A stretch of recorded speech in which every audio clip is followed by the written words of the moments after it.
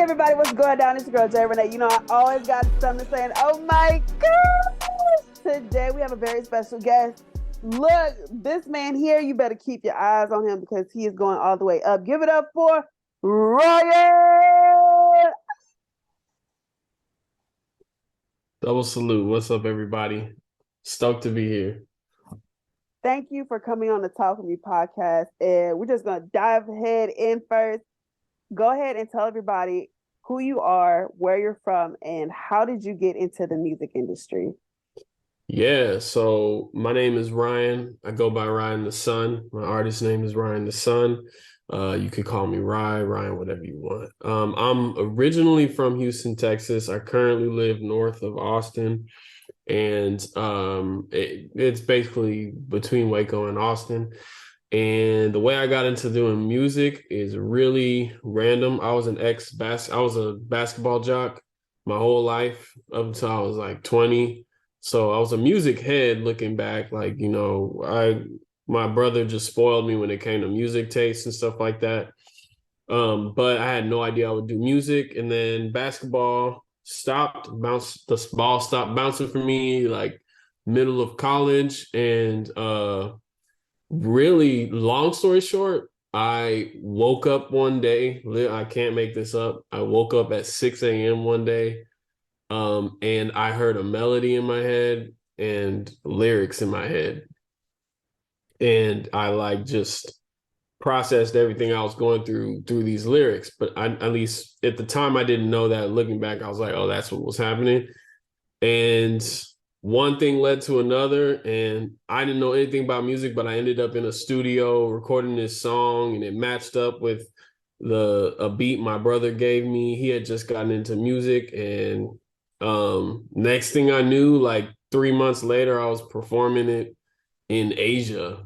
And anyway, so still didn't think I'll keep doing it, but music just has a way of showing you're made for it if you are. And so I just kept on hearing songs, and it was like things just kept falling into place for me to keep making them and learning my craft, and fell in love with it. And once I found out people were being impacted by it, like when I saw some kids' actual lives being saved and stuff like that, like, you know, deciding not to go suicide like I almost did when I was a kid, that's when I got hooked. And so I was like, yo, I gotta keep doing this for some reason, for somebody. So yeah, that's how I got into it.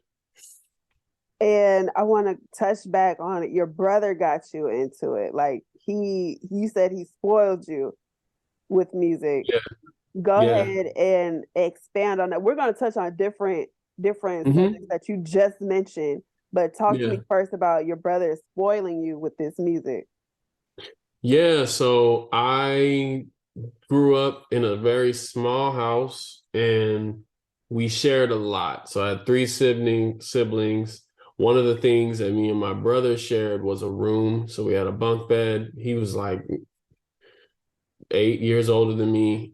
And so he was an 80s kid. So anything back when he was growing up, pretty much, you know, the radio, the rise of, like people may not even remember this stuff, but like LimeWire, FrostWire, Napster, all that stuff were in the Walkman. So it was like the Renaissance, or not Renaissance, but just like the birth of music getting into your hands was his era.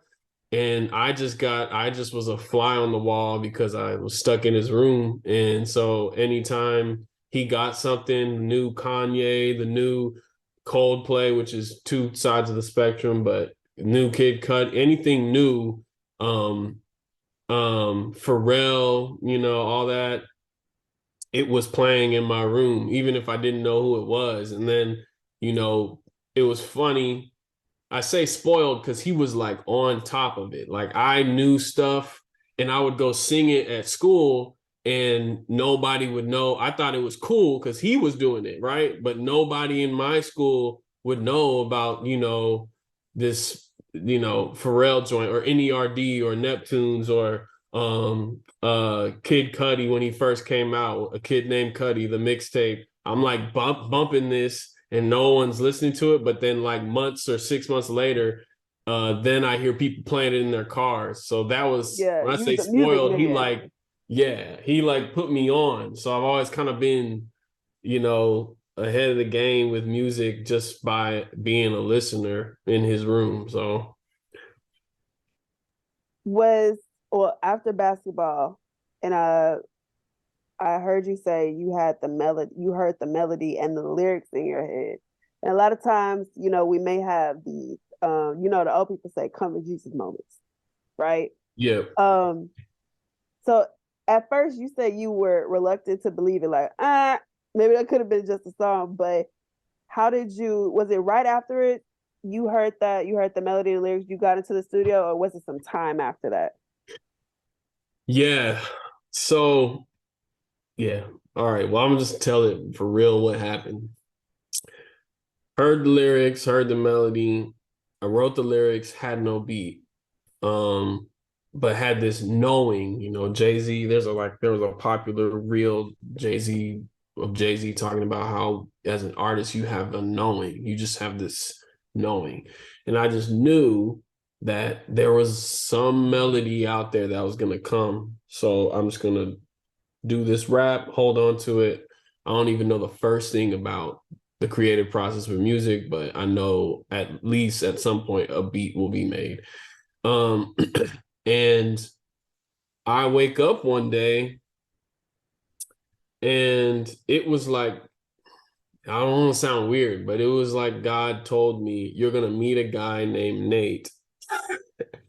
And Well, I'm that's like, specific. That is specific. yes, yes, it was weird. You would have sworn I was on shrooms or something. And like I was having you will, the voice. But he said, you're going to meet a guy named Nate and he's going to have a studio. And I'm like, that was probably me. I don't know what that was, but we'll see. So I'm at a car wash that day for some friends. They're like raising money for something at school. And I meet a guy named Nate. And I was like, his name's Nate Hambrick. I can't make this up. And I'm like, yo, random question, but do you have a studio? And he was like, yeah, I have a home studio. Me and my friend Brandon, we just made this thing. I was like, oh, you made that joint? Can I record in your studio? Is that cool? I have this song and I might find a beat or something. If you have one, maybe I could do it with you. He was like, yeah, cool, just come over. And we scheduled a time. By the time I had gotten to his studio, so like a couple days later, my brother just so happened to have a beat that fit perfectly the lyrics that and chorus, the lyrics and the hook and bridge and all that stuff that I had written for the first time. And he had no idea I wrote it, right? And that's when I was like, okay, stars are aligning, stuff's going down. Like, um, yeah, that's that's that's kind of how that happened. That's how that went down. I try to find ways that don't make me sound weird to sell that story, but you kind of made me come out with the real. Hey, I love the real real. I respect it in its entirety, because when you have that vision and you have that moment, you gotta run with it. I don't care Yeah. who say, you got to run with that. Yeah. Yeah, that can't be more true. Like that has been the most true thing that's kept me in doing music is there's so many times where, statistically or monetarily, there's no sense, like there's no rational sense the older you get to keep doing it, right? But so having and practicing following that inner that knowing you feel of in the breadcrumbs that the God that God or the universe, whatever it may be, gives you, like I don't know how to be an artist without that. I don't know how to, it would make no sense to me. Like it doesn't make me I lose money. You know what I mean? like there's days I literally lose money. And, so it's just the purpose and the inner knowing that I'm supposed to do this. Um, it's very important. And I know recently Ice Cube, he was in an interview. He said, if Mhm. you're not ready to do this for at least 5 years straight before you see a hard profit, this ain't for you. Yeah, nope. That's factual. Bro, I Like, didn't see a like hard profit man, for at least, yeah, that I is feel he, you. to a science. He got that down. Cause really, like you gotta when no one knows you and no one's talking about who you are to you and you're selling yourself, like what you're doing, one, if you're not putting butts in seats and selling tickets, you don't have a track record that says you can do that. Like you can't really knock people for not having a budget for you. You know what I mean? So if you want to get in more doors and really when you're first starting that first year is really practice. It's not profit. It's practice. Like if I could quote that and put that on a shirt, like that first or whatever, the Instagram page, I don't know. That first year is not for profit, it's for practice. So get in on those free gigs and learn how you perform and what delivery looks like for you, like what songs slap and what don't and why, where you place stuff in a set, all that stuff that you should be paying to learn that. So why not pay and just do stuff for free? If you can get cast covered, get it covered. But like, man, that first year is investment, bro. And part of that investment is practice. And then after that, it's like it's probably 2% of people that make money after the first year. Yeah, honestly, I think the music industry is like the NFL. Yeah. Like 2% of all that we see. Like we may see somebody, oh man, they got this, they got Yeah. that, but it's only 2% that gets selected. You know what I Yeah. mean? Not just Yeah. from the labels, but to take that independent route because you gotta stay. If you're independent, you have to stay with that. Like you get Yes. partnerships, but you have to know the logistics. If you want to Yeah. go into business, you still have to know the logistics. And Yeah. some people don't want to pay a lawyer, and some people want to read it up, and then I mean, that's a lot of stuff to read up on. And then they just get caught up and they be like, all right, I'm done. Yep. Yep. It's I mean, man, Ice Cube was right. In the simplest of ways, Ice Cube was right. Five, if you're not willing to do that, bro, and especially if, like you said, if you're going indie, like uh you need to go into it like I'm not here to make money. I'm here to get understanding. I'm learning. I'm getting wisdom. I'm getting understanding. And that's gonna make me money that is independent of who has money or not. And so that's long term. If you just get an advance and no one's telling you whether or not your song is trash, but you're getting in advance and you don't know how to make an album, you don't know how to coordinate with an engineer, you don't know how to coordinate with multiple songwriters. You never practice. You don't know how to perform, you don't have to deliver. You may get a couple stage presences because you got picked up by somebody, but even the biggest like we could probably name 5 rappers that were hot in 2020 that are just like crickets chirping right now when you mention their name. But they were like, if you put them on a stage, it was like crazy, right? But that's the difference between a lot of those people got there because of the advance that the label gave that person for marketing and the connections with Live Nation and all that stuff. People were just gonna come regardless of if your name was on the ticket. But like, you know, there's no longevity to your career that you can control without them because you didn't learn.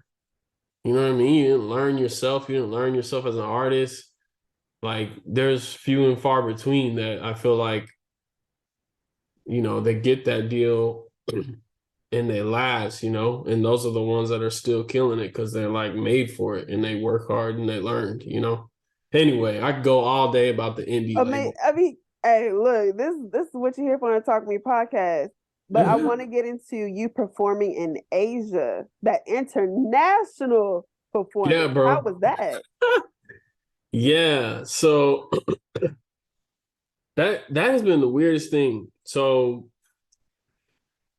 yeah, I was going to a trip on a trip with some friends, like a service thing. It was like we were living. It was like it was almost like study abroad, and we were there to help the community for 3 months. I lived in Asia, and I shared my song with some of these people there. And long story short, by the by the end of the trip, I was opening for the number one rapper in that country. And this was 2013, something like that. Yeah, 2013. I had no idea what I'm doing, but again, two or so months before that moment, I'm on the streets rapping and figuring out I'm going to these random like little things, like I'm rapping in libraries, I'm rapping in schools, I'm rapping on street corners, but I'm learning myself and I'm watching people react to me. It's Right, different when right. you see 100 people react to you in like 30. You really gotta like know what you're doing to get 30 people who feel nervous because there's not a lot of people there to like get out their skin. If you can do that, man, man. The stuff I did in those times I still do now, and it's the best part of any performance because I know like that human connection and how to display that in my performance. So anyway, I learned that for 2 months, and the opportunity to open on the biggest stage in that country, which it's Mongolia, so it's not like it's not like I'm in Japan at some, I don't know, I'm not like I'm in some crazy thing, but for somebody who had no idea what music was 3 months before that, like to me, it was just like that speaks to the whole Ice Cube, thing. It's like I had no expectations, especially for money, but that allowed me to just get into experiences that made me experienced, that that made me prepared for, the right opportunity. And yeah, anyway, so that's what that was. And now since then I performed in like Russia, Canada, uh, the Eiffel Tower. They asked me to come back this year, actually. Like Paris Eiffel Tower? Paris, yeah. Hold on, you just I don't like how you just saying it's like this Target. Like it's just like they invited me back at the Eiffel Tower. It's just I mean, yeah, it's I'm not like, gonna yeah, go. it's really. I performed in Russia. Like, dang, okay. You said that like yeah, I got a flight tomorrow. You know what I'm saying? It's just No, no, no. It's not like I'm not. It's not. It's a subtle flex, but it's not. It's like it's more to say like it took me places, but and to give validity to the in the upcoming artist or the artist that's learning the game, like it can happen. It's especially now, bro. You can be in Paris on accident with how interconnected everything is well, now. shit. Let Like, me go do something on accident real quick. Let me just I need to know what type of accident I need to get to go to but Paris. you know what? I do want to kind of touch on like a secret sauce that I think got me there was in those gigs where I served, you know what I mean? Like I just was like, yeah, I can do this. I might need you to cover gas or whatever, but yeah, I'll pull up for this benefit concert. I'll pull up for this whatever. It's a good cause, cool. And I might not be able to be full band or nothing, but I can do what I can. Um, those created a network. And my mentor, he was like, Ryan, you're on stage in your life. where you don't, your first goal shouldn't be to get rich in money. You want to get rich in resources, and you want to get rich in your network. That's your payment right now. Because money right now with no network, it's just gonna go. You're just gonna buy food, and that's about it. It's not gonna yield anything for you. You can save it, but what do right now you need a network. And so what that time did for me was it made me value the people I was performing with and for. Like I treated them like that was my payment. Like I came out with a phone number and a real human connection with the organizational leader. Like they were thankful I was there, and it left a mark. And that person ended up running the person that I did something for in, can't remember where it was, ended up running this little 2-week conference, like art series in Paris. And he was like, yo, it'd be dope if you came through. We have a place for you to stay and this and that on Facebook Messenger. He just messaged me. And he's my friend because I pulled up and we became friends through something he didn't pay me for. Now, I'm not saying people should never get paid, but I'm saying it does pay off when you value you in those first couple of years. You're like, man, however I can get practice and serve people with what I got, man, I'm gonna do it because I'm just trying to learn. It ends up compounding on itself in ways you may not plan. So What did it feel like as an artist to have the audience understand where you're coming from and relate to it? mm, that it was healing. I would say that's what it was. It was like healing. I was already kind of healing through making the music, but it's another tier, it's another level of like healing when you see somebody really resonate with what you're saying. Not just like, oh, this beat is dope, but you see people like saying, when you see people saying the words, and then they come up to you after and like, man, you really did this, you did this song at the end and it made me think of my brother or whatever. Um, that's when that knowing became, it grew. The knowing thing, it was another moment that, I could have shrugged it off like, yeah, I deserve that. Like, you know what I mean? Yeah, people, of course, people rock with me. And there's a little bit of that in there, but it's like, but at the time it was more like, man, I'm supposed to do this for that guy, for that kid. You know what I mean? And so to what it's like is it's healing, and it makes me want to keep healing myself, keep working on myself, and keep healing and being a source of like healing for other people, or just empathy. Like people don't, they don't have to just get better, but just that they feel a sense of empathy. Like When I somebody's saw it, listening. yeah, it was like mutual empathy. When I get that experience of people understanding what I'm doing and what I'm saying, it's not just like, oh, it's about time. It's like, wow, this is a moment we're having of empathy. You know what I mean? We just Yeah. felt that. You know what I'm saying? Um, it's addicting. Yeah. Talk to me about your genre choice. Well, I wouldn't even put your music in a genre specifically because you created your own sound. Oh, thank you. So how was that journey to where you are now?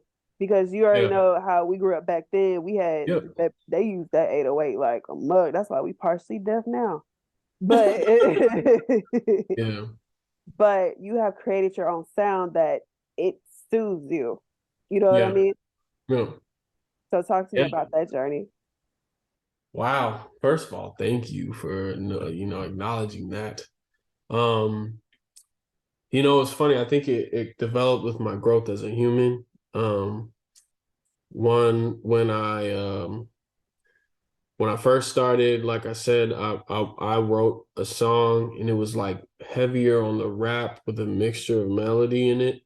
I think that was, you know, that was probably a product of the songs I listened to. I listened to amalgamation of stuff like I said, like my brother played Coldplay some days and Kid Cudi and Kanye and Avril Lavigne, like it's weird stuff, right? Hey, Weird hey, mixture. you were But naming every artist I listened to. I was that yeah, person because it's yeah, just it's a breath of fresh air, to be honest. But go yep, ahead, go yeah. ahead.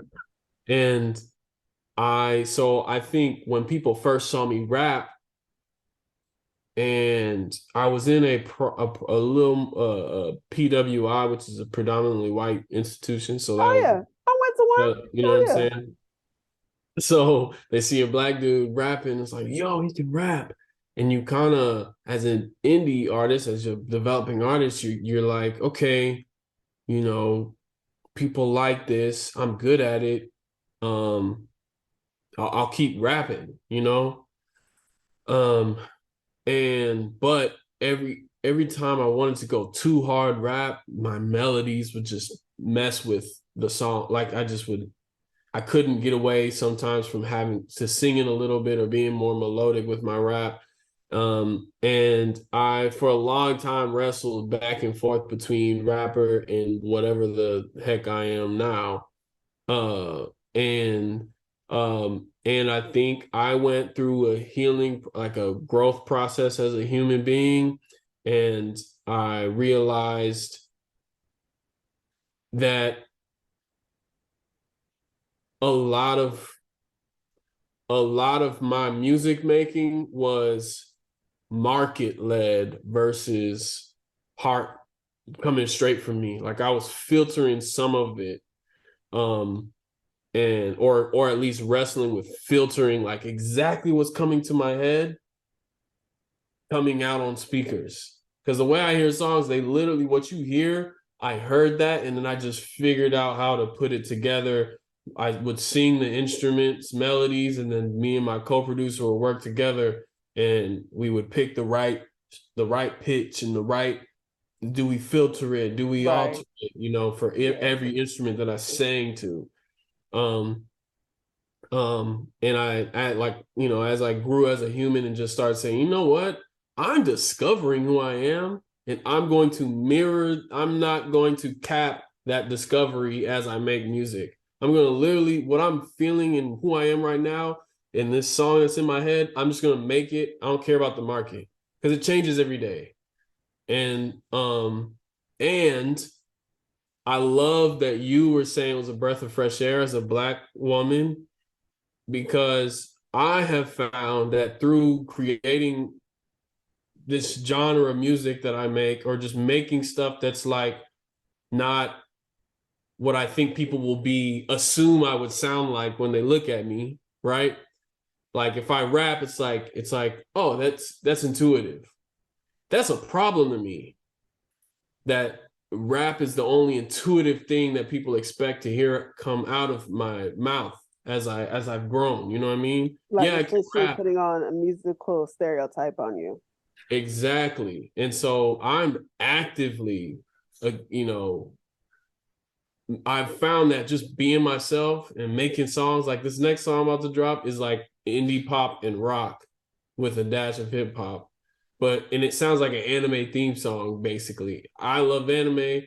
I know that there's thousands of Black people who love anime, who love rock, who love pop, who listen to Coldplay, who listen to Avril Lavigne, who listened to, you know, Linkin Park, but didn't have permission. And I'm being one of those people that's like, yo, I'm giving you full on permission to be the guy you listen to on like secretly when your friends won't let you be what you want to be without joking, cracking jokes on you. Um, you know, I'm also in education to white people of the fact that Black artists don't have to sound like you know what they think they sound like. They could just sound like what they're made to sound like. Right. So Talk Yeah, to me I hope about. I answered your question. Oh yeah, talk to me about the new song that's coming out that you said that's a mixture of all of these genres, essentially a gumbo pot of Yeah, awesomeness. Talk to me it's about that. fire. It's was the hardest song I've worked on, but it's been the most rewarding. So, it's called Help, and my next album is gonna be called, I think, Time to Heal. I've been going through therapy, been going through, I've been doing that, and I'm also still healing.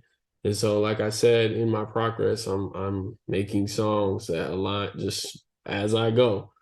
Um, and Help is a song that basically my therapist revealed to me there's a thing called compassion fatigue, and that sometimes filters our true human emotions about things and turns them into shortness or short-tempered or anger or whatever, or depression. So when we've given of ourselves and it hasn't been accurately reciprocated or appreciated, and we've convinced ourselves, but that's worth it. You give out that compassion and it gets fatigued. And so when somebody asks you for something that bothers you, you kind of bark. Um, and anyway, that's what that song is kind of based on, and the complexity of emotions that come from having compassion fatigue, realizing what it is, and then doing what I need to do to heal is what the song feels like. And um it's I'm excited for it because it's going to introduce my this character that's going to be the mascot of the album, called Bart the Bear, that I'm doing with an animator. And it's, yeah, I'm really excited about it. It's very like rock meets pop. Um but it's Ryan the Sun. Like when you hear it, it's like that's no one had every time I show it to somebody, they're like, I don't know what that is, but it's right.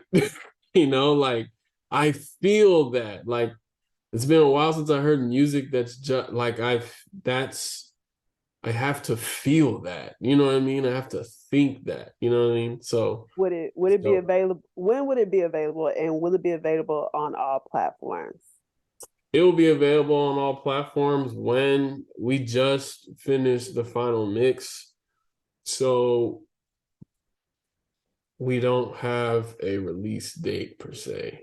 But if you follow me at Ryan the Sun, you will know when it's coming out. But hopefully in May. Okay, so we got to make sure everybody follows at Ryan the Sun. That's on all platforms, right? Yeah, son as in child. Yeah. Oh, that's so okay. I didn't really think about that. So now, yeah, SON. Okay, got you, Mm. got you. Um, dude, you're just an awesome person. I just want to say that you are awesome. You have lived several lives, and Alive.